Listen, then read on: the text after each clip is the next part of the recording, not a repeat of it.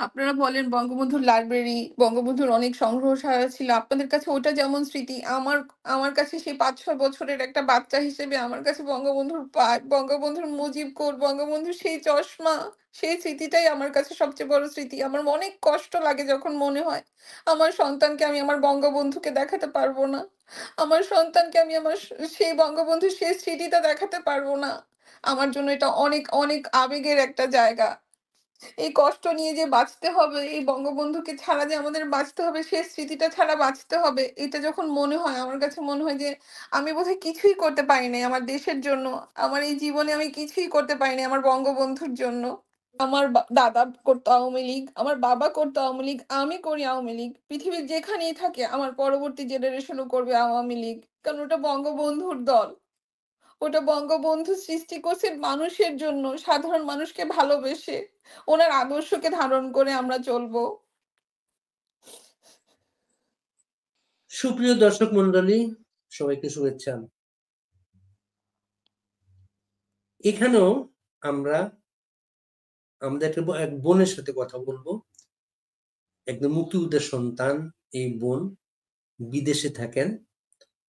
কিন্তু আমরা যারা বিদেশে থাকি আমাদের প্রাণটা দেশে, দেহটা বিদেশে, প্রাণটা দেশে, আত্মাটা দেশে, মনটা দেশে। সারাক্ষণ আমরা ওইখানে পড়ে আছি।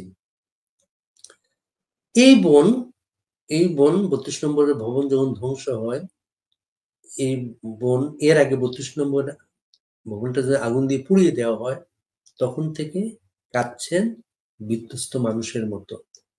এবার যখন ধ্বংস করা হচ্ছিল সবকিছু, তিনি কাঁদছেন এবং আমাদের সাথে যোগাযোগ করছিলেন। আমরা তাকে আজকে এখানে নিয়ে এসেছি, কিন্তু তার নিরাপত্তার কারণে আমরা তার অবয়বটা প্রকাশ করছি না। তার কথা আমরা শুনবো, তাকে অনুভব করব, আমাদের বোনের কান্না আমরা শুনবো। আপা কেমন আছেন? আপা কেমন আছেন জিজ্ঞেস করাটা ঠিক হয় নাই, আমরা কেউ ভালো নাই। আপা আপনার কথাগুলো বলেন। আসলে এই ভারী ভাই আমরা ভালো নাই। আ আ আমরা সবাই বেঁচে আছি এটাই হয়তো বলতে পারি। দেশের পরিস্থিতি ভালো না, দেশের মানুষ ভালো না। আমার বঙ্গবন্ধুর যে শেষ স্মৃতি সেটা শেষ হয়ে গেছে। যখন এটা ভাবি তখন খুব কষ্ট হয়। এত দূরে বসেও মনে হয় যে আমি তো কিছুই করলাম না আমার বঙ্গবন্ধুর জন্য। ৫ই আগস্টের পর থেকে আমি ভাবছিলাম হয়তো আর যাই করুক, বঙ্গবন্ধুর বাড়িতে আর কেউ কোনো কিছু করবে না। শেষ তো কিছু স্মৃতি নাই। আমার সন্তানকে নিয়ে আমি আবার যখন দেশে যাব, ওই পোড়া বাড়িটাই দেখাবো। এখন এতই হতভাগা বাঙালি আমি, বাংলাদেশের মানুষ আমি, আমার পরবর্তী যে সন্তান জেনারেশন আমি রেখে যাব, তাকে আমি বঙ্গবন্ধু দেখাতে পারব না। এই দুঃখটা, এই কষ্টটা, এটা নিয়ে বোধহয় জীবনে বাকিটা সময় চলে যেতে হবে। আচ্ছা আপা, আপনি কখন ওই বাড়িতে গিয়েছিলেন? আমি কয়েকবার ওই বাড়িতে গিয়েছি। সর্বপ্রথম যখন গিয়েছি তখন আমার মনে পড়ে তখন টিকেটের দাম ছিল ৳৫। সে আমলে ৳৫ টিকেটটা অনেক মানে দামি একটা জিনিস ছিল। এবং আমার যতটুকু মনে পড়ে আমি শেখ রাসেলের বয়সীই ছিলাম। এজন্য আমার অনুভূতিটা তখন মনে হচ্ছিল এই ছোট বাচ্চাটা এই বাড়ির ভিতরে যখন তার আত্মীয়-স্বজন, মা, বাবা, পরিচিত সকল চেহারার লাশ দেখছে তখন তার কেমন অনুভূতি হইছে। ১ম বার যখন আমি গেছি, আমি বঙ্গবন্ধুকে যেখানে গুলি করছে সেই জায়গাটা দেখছি। এখনো আমার চোখের সামনে শুধু সেই অংশটা ভাসে। আবছা, আবছা রক্তের ছাপ দেখছি। এখন আপনারা যেই মিউজিয়াম দেখতেছেন, এই মিউজিয়ামটা এমন ছিল না। একটা তছনছ করা একটা বাড়ি ছিল। একদম সাধারণ মানুষের চেয়ার, টেবিল, খাট, সেই সাধারণ আমাদের মতন একটা পরিবারের উম উম একটা বাসা ছিল। উনি যে প্রেসিডেন্ট ছিলেন, একটা প্রেসিডেন্টের বাড়ি মনে হয় নাই। আপনি একজন মুক্তিযোদ্ধার সন্তান, আপনাকে কি প্রথম কি আপনার বাবা নিয়ে গেছিল? আমার বাবা আমাদেরকে কখনোই বঙ্গবন্ধুর বাড়ি নিয়ে যেতে পারে নাই। উনি বঙ্গবন্ধুর বাড়ির সামনে যেত, দাঁড়াতো আর কাঁদতো। আমার বাবা রেসকোর্স ময়দানের ভাষণ দেখছেন, বঙ্গবন্ধুকে দেখছেন এবং উনি যখন মুক্তিযুদ্ধে গেছেন, উনি তখন ১৬-১৭ বছর বয়সের একজন তরুণ ছেলে ছিলেন, যুবক ছিলেন, উঠতি যুবক ছিলেন। উনি বঙ্গবন্ধুকে অসম্ভব ভালোবাসতেন। আমার চাচা আমাদেরকে ২ ভাই বোনকে হাতে ধরে নিয়ে গেছিল। একদম গেটের ভিতরে ঢোকা থেকে শুরু করে সিঁড়ি দিয়ে দোতলায় যাওয়া, বঙ্গবন্ধুর লাইব্রেরি, বঙ্গবন্ধুর ইভেন সেই পাইপটাও আমি দেখছি। যে পাইপটা দিয়ে উনি তখনকার ধূমপান করতেন। আমার কাছে মনে হয়েছে উনি কত কত প্রগতিশীল একজন মানুষ ছিল।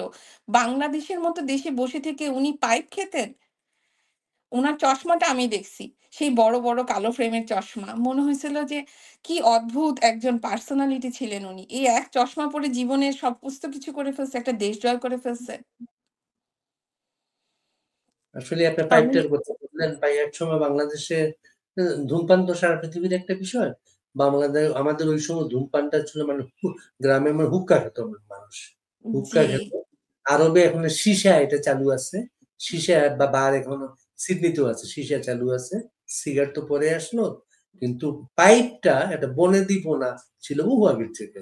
ওই পাইপটা কিন্তু ওনার কাছে কিন্তু শুধু ওই পাকিস্তান উনি গ্রেপ্তার হয়ে পাকিস্তানে তাকে নিয়ে যাওয়া হচ্ছে। পাকিস্তান থেকে মুক্তি পাওয়ার পরে ইংল্যান্ডে গেলেন। আমরা পাইপটা দেখলাম আবার। সেই পাইপটাই উনার সাথে ছিল। আপনি সর্বশেষ কবে গিয়েছিলেন ওই বাড়িতে? আমি সর্বশেষ গিয়েছিলাম সম্ভবত ২০০৯-১০ এর দিকে। আ তখন বাড়িটা পুরা মিউজিয়াম হয়ে গেছে। বাংলাদেশের পতাকা ঝোলে, সামনে একটা বড় বঙ্গবন্ধুর প্রতিচ্ছবি লাগানো, যেখানে মানুষ যেয়ে দেখতাম যে ফুল দিত। আ বঙ্গবন্ধুর প্রত্যেকটা ঘরকে সিল করে, ড্রেসটাকে নাম লিখে, আ মানে নাম ফলক দিয়ে প্রত্যেকটা অংশকে নামকরণ করা হইছিল। তখন আমার খুব মানে ভালো লাগছিল। ১ম বার যেয়ে যেমন অনেক দুঃখ লাগছিল, তখন যেয়ে মনে হয়েছিল যাক কেউ একজন সংরক্ষণ করতেছে বঙ্গবন্ধুর স্মৃতিকে। আমার পরবর্তী প্রজন্মকে আমি এখানে এনে দেখাবো বঙ্গবন্ধুর বাড়িটা কেমন ছিল, উনার ঘরটা কেমন ছিল, উনার সেই রক্তাক্ত পোশাকটা কেমন। ওই অনুভূতিটা নিয়ে আমি ১ম আসছিলাম। এর আগে পরে বহুবার বঙ্গবন্ধুর বাড়ির সামনে দিয়ে গেছি, আসছি এবং ওখানেই সেই বঙ্গবন্ধু আছে। ধানমন্ডি এলাকায় বড় হইছি। বঙ্গবন্ধু মানে মনে হতো আমার বাবার বাড়ির ভিটা যেমন, আমার কাছে বঙ্গবন্ধুর বাড়িটা তেমন। তো ও যখন তখনই আমি আসতে পারবো, যেতে পারবো। আমার একটা অধিকার আছে ওই বাড়ির উপরে। আজকে ওই বাড়িটা নাই। আমার মনে হচ্ছে আমার বাবার বাড়ির যে ভিটার অনুভূতিটা সেটাও আমার নাই। ৫ আগস্ট যখন আগুনটা দেখছিলেন তখন কি মনে হচ্ছিল? ৫ আগস্ট যখন আমি আগুনটা দেখছি তখন সিডনিতে গভীর রাত। আমি আমি কল্পনা করতে পারি নাই যে যে বাড়িতে পাকিস্তান তার যখন ক্ষমতা ছিল তখন কিছু করে নাই। ৭৫ এর খুনিরা কিছু করে নাই। এরশাদ করে নাই, খালেদা জিয়া করে নাই। আজকে এত বছর পরে আওয়ামী লীগ যখন দেশকে এত কিছু দিল, বঙ্গবন্ধুর স্বপ্নের বাংলাদেশের দিকে আমরা যাচ্ছি। সেই স্বপ্নের দেশটা যখন তার স্বপ্ন বাস্তবায়ন হচ্ছে, সে অবস্থায় বঙ্গবন্ধুকে কেউ পুড়ে ফেলতে পারে, বঙ্গবন্ধুকে কেউ তার শেষ স্মৃতিটাকে মুছে ফেলতে পারে, এটা আমি মানতে পারি নাই। আমি অনেক, অনেক ভেঙে পড়ছিলাম। আমার স্বাভাবিক হইতে ২-৩ মাস লেগে গেছে যে আমার তো বঙ্গবন্ধুর স্মৃতি শেষ হয়ে গেছে। আমার বঙ্গবন্ধু তো আর নাই। আমি তো আমার বাচ্চাকে বঙ্গবন্ধুর সেই পাইপটা, সেই জামাটা, সেই লুঙ্গি পরা ছবিটা, সেই রক্তমাখা জায়গাটা আমি দেখাতে পারব না। আমি আমার বঙ্গবন্ধুকে আমার সন্তানকে দেখাতে পারব না। এই অনুভূতিটা নিয়ে আমি খুবই আবেগপ্রবণ ছিলাম। ৫ আগস্টে যখন সব ধ্বংস করা হয় সাথে সাথে সেই পাইপ, সেই চশমা, রক্তমাখা পাজামা, পাঞ্জাবি, উনার পোশাক, উনার বই, বিশাল একটা লাইব্রেরি ছিল উনার। বই সবই কিন্তু পুড়িয়ে ফেলা হয়। তারপরে আমরা ৫ আগস্টের পরে বেশ কিছু পরে ছবি দেখছিলাম আমরা। সামনে একটা গাছ ছিল, যে গাছটা আগুনে পুড়ে গিয়েছিল। সেই গাছটা এবার নতুন পাতা এসেছে। এমন একটা ছবি, নতুন প্রাণ আসছে এখানে। এমন একটা ছবি আসছিল সেখানে। কিন্তু ওই বাড়িটা দাঁড়িয়ে ছিল ওই জায়গায়। জাদুঘরে কোনো কিছু ছিল না। ওই রেপ্লিকা যদি কোনোদিন কেউ বানায়, ছবি দেখে দেখে হয়তো কেউ বানাবে। কিন্তু বঙ্গবন্ধুর আসল যা যা ছিল, যেটা পাকিস্তানিরা ধ্বংস করে নাই, ৭৫ খুনিরা ধ্বংস করে নাই, এই ডক্টর ইউনূসের লোকজন সেটি ধ্বংস করলো এখানে। আচ্ছা আপা, এই যে এবার যেটা হলো, যেটা বুলডোজার এনে মানুষের বাড়ি, মানে বঙ্গবন্ধুর বাড়ি দরকার নেই। একটা সাধারণ বাড়ি, মনে হয় আমার বাড়ি আপনার, বুলডোজার এনে ঘোষণা দিয়ে লোকজন এসে মাটির সাথে মিশিয়ে দিচ্ছে। আমার একটা রাষ্ট্র আছে, আমার একটা দেশ আছে, আমার একটা কাঠামো আছে, পুলিশ আছে, সেনাবাহিনী আছে, কিন্তু আমার রাষ্ট্রের সেই সেখানে, এবং কি আমাদের সংবিধানে এখন পর্যন্ত আছে যেটা, সংবিধানে কিন্তু আমার জাতির পিতার নাম হচ্ছে বঙ্গবন্ধু শেখ মুজিবুর রহমান। সংবিধান চেঞ্জ হয় না কিন্তু। সেই বাড়িটা ৪৮ ঘন্টা বেশি সময় নিয়ে গুড়িয়ে দেওয়া হলো। এখনো বাড়িটা লুটপাট হচ্ছে, রড নিয়ে যাচ্ছে, ইট নিয়ে যাচ্ছে। আপনি যখন দেখতে শুরু করলেন, তখন আপনি কিভাবে দেখছিলেন বিষয়টা? আমার কাছে মনে হচ্ছিল কেউ আমার বাড়িঘর পুড়ায় ফেলতেছে, আমার অস্তিত্বকে শেষ করে দিচ্ছে, আমার পরিচয়কে শেষ করে দিচ্ছে। একদম সহজ ভাষায় যদি আমি আপনাকে বলি, আমার সন্তানকে যে আমি দেখাবো আমি কোত্থেকে আসছি, সেটা আমার শেষ হয়ে গেছে। বঙ্গবন্ধু মানে বাংলাদেশ, বাংলাদেশ মানে বঙ্গবন্ধু। আজকে যে আমি বাঙালি হিসেবে সমাজে দাঁড়ায় আছি, এটা তো বঙ্গবন্ধুর অবদান, তাই না? এই যে এরকম করে করতে দিল, এরকম করে বঙ্গবন্ধুর শেষ স্মৃতিটাকে ধুলায় মিশাইতে দিল। ওই যে সবাই বলতেছে যে বঙ্গবন্ধুর বাড়ি ভেঙে ফেলতে পারবে, কিন্তু বঙ্গবন্ধুকে কোনদিন ভেঙে ফেলতে পারবে না। এটা যেমন এক আক্ষরিকভাবে সত্যি, আবার এই কথাটাও সত্যি। এই যে এরা যে প্রতিহিংসার চেহারাটা দেখালো, এরা যে এত বছর ধরে বঙ্গবন্ধুর প্রতি ওদের এত হিংসা, এত ক্ষোভ, এত আক্রোশ রেখে গেল, এই পাকিস্তানের বংশধর যে এরা রয়ে গেল, আমরা বুঝতে পারলাম না। এই অনুভূতিটা আমাকে খুব নাড়া দিল যে আমরা কেন বুঝতে পারলাম না আমাদের ভিতরে এরকম করে পাকিস্তানি তাদের এই ধরনের বীজ বপন করে রেখে গেছে যে এত বছর পরেও তারা বঙ্গবন্ধুর প্রতি এই আক্রোশটা প্রকাশ করার সাহস পায়। আসলে আপা আমরা এমন একটা দেশ থেকে এসেছি, আমাদের সামাজিক বন্ধনগুলা চমৎকার একটা বন্ধন। আমাদের ভাই-বোন নিয়ে, আমাদের মা-বাবাকে নিয়ে আমরা থাকি, বাড়ি ঘরে থাকি। আমাদের এক পরিবারে ৪-৫ টা ভাই থাকলে আমরা এক ভাই এক দল করি। কেউ আওয়ামী লীগ করি, কেউ বিএনপি করি, কেউ জাসদ, কেউ এরকম নানা দলের সাথে আমরা জড়িত। কিন্তু বাংলাদেশে রাজনৈতিক পরিবর্তন হয়েছে। বাংলাদেশে এমন কোনো ঘটনা ঘটে নাই। বাংলাদেশ একটা সম্প্রীতির সমাজ ছিল। সেই বাংলাদেশটা সম্প্রীতি যে ঘটনাটা ঘটলো, এটা নিউটনের থার্ড ল আছে, যেটা প্রত্যেক ক্রিয়ারই সমান এবং বিপরীত প্রতিক্রিয়া আছে। আমরা শান্তি চাই, প্রতিশোধ চাই না। কিন্তু এমন একটা ঘটনা ঘটেছে, এটা কিভাবে মানুষ কিভাবে মেনে নেওয়া সম্ভব মানুষের পক্ষে? আপনি কি মনে করেন আপা? এটা কোনোভাবেই মেনে নেওয়া সম্ভব না। কোনোদিনও আমরা কেউ মেনে নিব না। কোনোদিনও মেনে নেব না। ওই যে যেই বালিকণা রেখে যাবে, ওই বালিকণায় আমি আমার ছেলে-মেয়েকে নিয়ে দাঁড়িয়ে বলব, "এটা বঙ্গবন্ধুর বাড়ি। এটা আমার পিতার বাড়ি। এটা আমাদের জাতির জনকের বাড়ি।" যতই আঘাত আসুক, যতই মানুষ চেষ্টা করুক আমাদের ভিতর থেকে বঙ্গবন্ধুকে মুছে ফেলতে, যতদিন বেঁচে থাকবো, বঙ্গবন্ধুকে ধারণ করে বেঁচে থাকবো, ভালোবেসে বেঁচে থাকবো।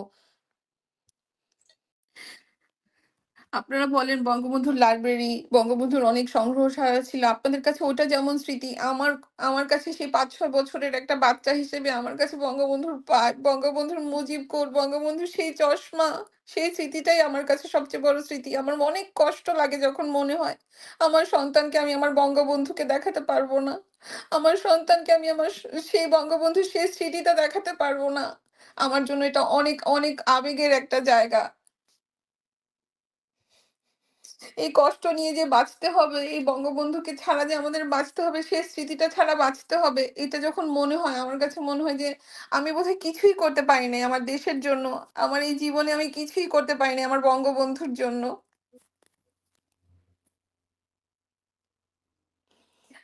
আমি একদিন বলতেছিলাম যে আমার দাদা করতো আওয়ামী লীগ, আমার বাবা করতো আওয়ামী লীগ, আমি করি আওয়ামী লীগ। পৃথিবীর যেখানেই থাকে আমার পরবর্তী জেনারেশনও করবে আওয়ামী লীগ। কারণ ওটা বঙ্গবন্ধুর দল। ওটা বঙ্গবন্ধু সৃষ্টি করছেন মানুষের জন্য, সাধারণ মানুষকে ভালোবেসে। ওনার আদর্শকে ধারণ করে আমরা চলবো।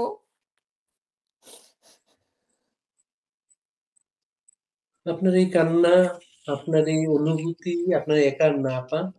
এটা লক্ষ লক্ষ বাঙালির একই কান্না, একই অনুভূতি, একই ভালোবাসা। এর জন্যই কিন্তু আমাদের দেশটা স্বাধীন হয়েছে। মুক্তিযুদ্ধের সময় বঙ্গবন্ধু আমাদের সাথে থাকতে পারেন নাই। ওরা মনে করছে বঙ্গবন্ধুকে ধরে নিয়ে গেলে, গ্রেপ্তার করে রাখলে, আটকে রাখলে আমাদের যুদ্ধটা মনে হয় আমরা করতে পারবো না, স্বাধীন হব না। কিন্তু বঙ্গবন্ধু ছাড়াই, বঙ্গবন্ধুর নামে আমার যুদ্ধটা হয়েছে, আমরা দেশটা স্বাধীন করেছি। আজকে যারা বাড়িটা ধ্বংস করে মনে করছে বঙ্গবন্ধু হারিয়ে যাবে, মুছে যাবে, এটা কোনোদিনই হবে না বাবা। এই যে আপনার মতো একজন আপা, আপনার মতো একজন বোন আমাদের, এই যে আপনার যে অনুভূতি, আপনার সন্তানকে নিয়ে, আপনার ভবিষ্যৎকে নিয়ে, বঙ্গবন্ধুকে নিয়ে, এই অনুভূতি গুলা কিন্তু লক্ষ লক্ষ বাঙালির। এটাই কিন্তু বঙ্গবন্ধুকে জাগরুক রাখবে, বাঁচিয়ে রাখবে চিরকাল যে মহামানবের অবয়বে, কারণ তার মাধ্যমেই আমরা পেয়েছি আমাদের বাংলাদেশ।